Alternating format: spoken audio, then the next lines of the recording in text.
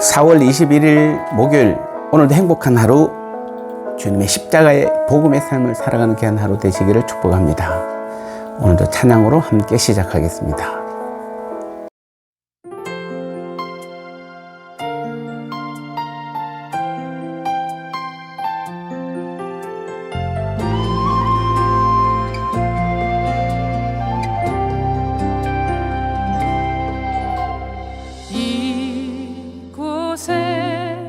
생명샘 솟아나 눈물 골짝 지나갈 때에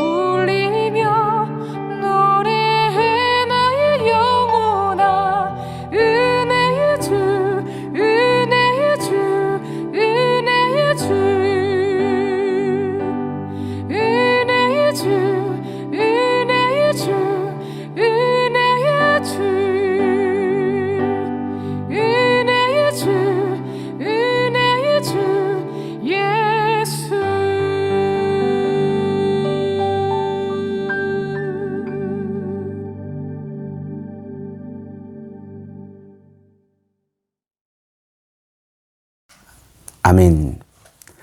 이제 우리 함께 기도 제목 가지고 기도함으로 하나님의 응답받는 귀한 시간 되시기를 바랍니다.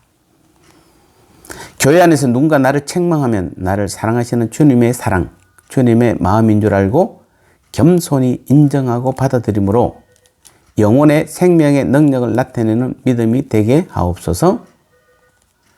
찬양대원들이 매주 영의 찬양, 하나님만 바라보는 믿음의 찬양을 드리게 하시고 찬양 가운데 하나님의 영광이 나타날 때 기도 응답의 놀라운 역사와 함께 찬양하는 모든 성도들에게도 동일한 영광과 능력이 나타나게 하옵소서.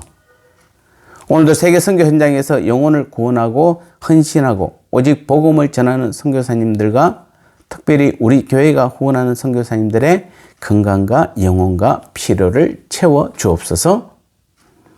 이제 우리 이 세 가지 제목 가지고 40초 동안 간절한 마음으로 합심하여 기도하도록 하겠습니다.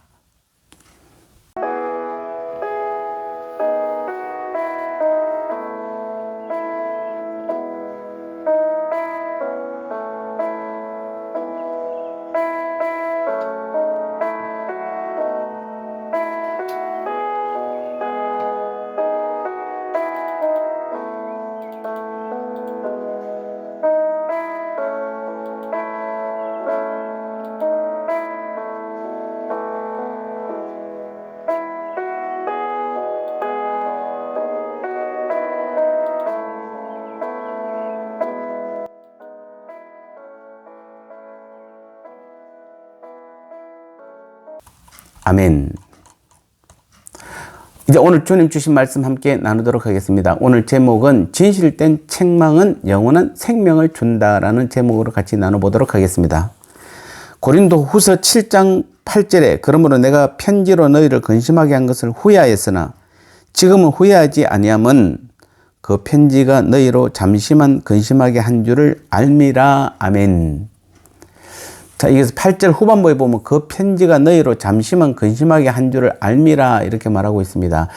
자, 이 말은 바울의 해상적 고백으로서 고린도 교인들의 잘못에 대한 자신의 책망으로 그들이 근심하였음을 말해줍니다.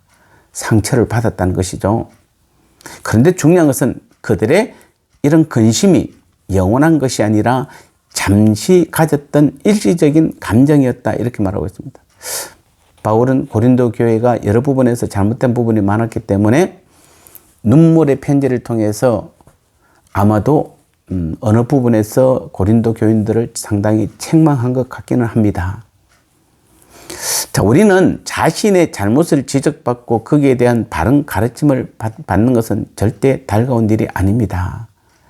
사람의 마음이 참 이상한 것이 분명 내가 잘못한 것을 알아도 누가 나의 잘못을 지적하고 책망하면 그렇게 싫을 수가 없습니다.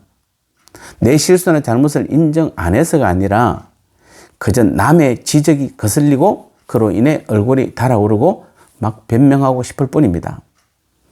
하물며 자신이 잘못하고 있다는 것조차 모르는 부분에 대해서 책망이나 건면을 받게 되면 상대의 동기가 어땠든지 자존심이 상하게 됩니다. 심지어는 나의 잘못을 생각할 겨를도 없이 그러면 너는 이라는 반문으로 상대를 반격하는 공격적인 자세를 취하기도 합니다. 이처럼 우리가 누군가에게 책망을 받는 것은 자존심 상하고 마음의 상처를 입는 일인 것은 분명합니다. 그러나 진리를 바로 깨닫게 하고 하나님 앞에서 온전케 하려는 목적에서 주어진 책망은 우리에게 상처를 주려는 것이 아니라 기회를 주려는 것임을 알아야 합니다.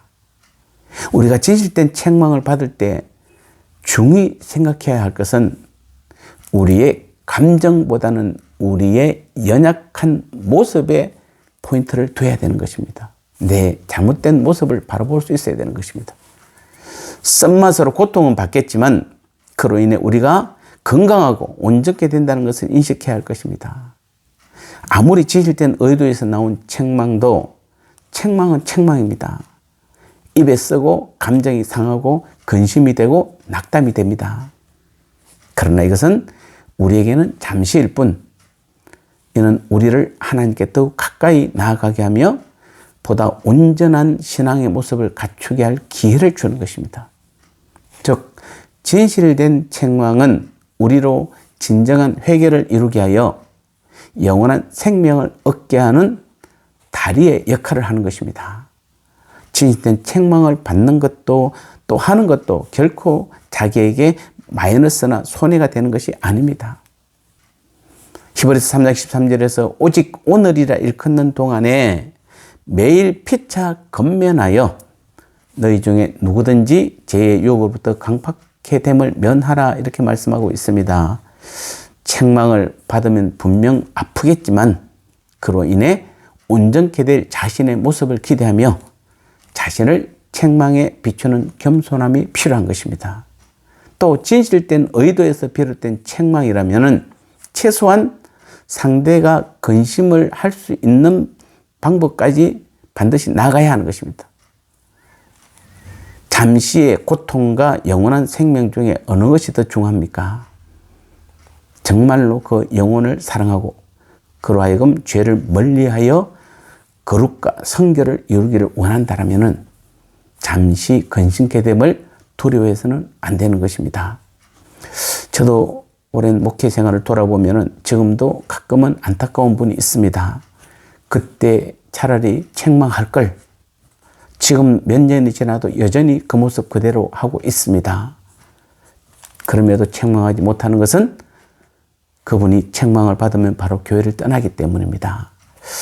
목사인 저도 이것이 저의 기도 제목 중에 하나입니다. 잠언 25장 12절에 보면 설기론자의 책망은 청종하는 기회는 금고리와 정금 장식이다 이렇게 말씀하고 있습니다. 전도서 7장 5절에서는 사람이 지혜자의 책망을 듣는 것이 우매자의 노래를 듣는 것보다 나으니라 말씀하고 있습니다. 다시 말하면 우리는 책망이 주는 잠시의 고통보다 책망이 주는 회복과 온전케 됨에 더 가치를 두어야 하는 것입니다. 책망을 하는 그 사람 안에 계신 주님이나 책망을 듣는 그 사람 안에 있는 주님은 같은 분입니다. 그래서 진실된 책망은 주님의 마음이고 사랑임을 깨닫고 감사함으로 들으면은 내 영혼이 더욱더 성숙되는 귀한 기회가 될 것입니다. 사랑하는 여러분, 오늘도 또 이 땅에 믿음 생활할 동안 누군가 나에게 책망을 하면은 우리는 감사함으로 그 책망을 받아들이고 그래서 여러분이 그것을 삶에 실천한다면 우리의 영혼은 더 성숙되고 하나님 보시기에 기뻐하는 자녀의 모습이 될 것입니다. 날마다 더 자라가게 될 것입니다. 오늘도 책망을 두려워하지 말고 자존심 상하게 하지 말고 감사함으로 받는 우리 모두가 되시기를 주님의 이름으로 축복합니다. 이제 우리 나눔의 시간을 갖도록 하겠습니다. 교회 안에서나 가정에서 다른 사람으로부터 책망을 듣는 경우가 있습니다. 만일 회사나 사업상으로 책망을 듣는다면 우리는 약한 상태이기에 듣기 싫어도 어쩔 수 없이 듣고 있습니다. 화를 내지도 못 들은 척 할 수도 없습니다. 명심해야 하고 그대로 해야 불이익이 오지 않습니다. 그런데 교회 안에서는 그렇지 않습니다. 심지어는 목사의 책망으로 교회를 옮기는 사람도 있습니다. 당연히 장로나 권사님들의 책망은 듣지 않으려고 합니다. 영혼의 책망은 사단의 역사가 많기에 더더욱 듣기 싫어합니다. 큰 불이익이 없기에 당장은 그것이 아무리 선해도 듣지 않습니다. 하지만 주님의 사랑과 마음으로 하는 책망이라면 듣기 싫어도 들어야 하며 그래야 내 영혼이 살아나서 영원한 생명과 천국의 좋은 것들로 채워지는 것입니다. 책망을 하는 사람도 듣는 사람도 주님의 마음을 가지시기를 축복합니다. 이제 주기도문함으로 오늘도 승리하는 하루 되시기를 축복합니다. 하늘에 계신 우리 아버지여, 이름이 거룩히 여김을 받으시오며 나라가 임하시오며 뜻이 하늘에서 이루어진 것 같이 땅에서도 이루어지이다.